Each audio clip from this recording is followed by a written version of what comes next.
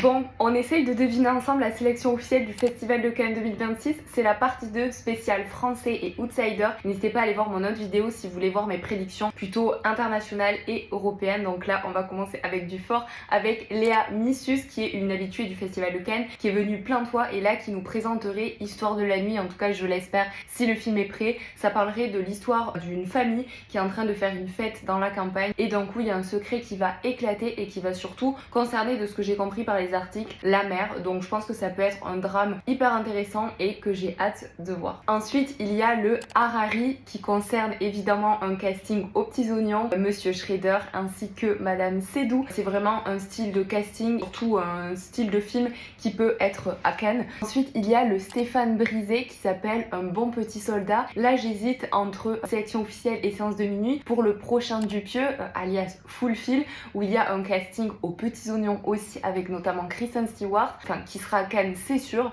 parce que je pense que vu la rapidité de Dupieux pour créer une œuvre, je sais que ça fait plusieurs mois qu'il a été tourné à Paris, à mon avis il sera prêt. Ensuite il y aurait peut-être le nouveau Bruno Dumont. Ça ressemble en fait à un Roméo Juliette contemporain qui se passerait dans le sud de la France. C'est un film qui est 100% Cannes, voilà, un film un petit peu social, avec voilà des histoires d'amour entre des bandes rivales, etc. On va passer aux outsiders. Désolée, je suis obligée de lire parce que je connais mal ce cinéaste, mais ça fait un moment que j'en entends parler et je sais qu'il fait un film sur une histoire vraie en ce moment. Et d'ailleurs il a gagné le Grand Prix en 1959, donc du coup je me dis qu'il peut revenir. C'est évidemment Werner Herzog avec le film Bucking Faster, sur l'histoire de deux jumelles qui vivent dans des régions montagneuses. Et ensuite il y a le petit Carlos qui revient avec Wake of Umbra, donc un film mexicain qui sort en 2026. Donc je me dis que ça veut dire que le film est terminé. Je le vois bien dans la catégorie Un certain regard. Trop hâte, vraiment je jouis sur le fait de découvrir de nouveaux cinéastes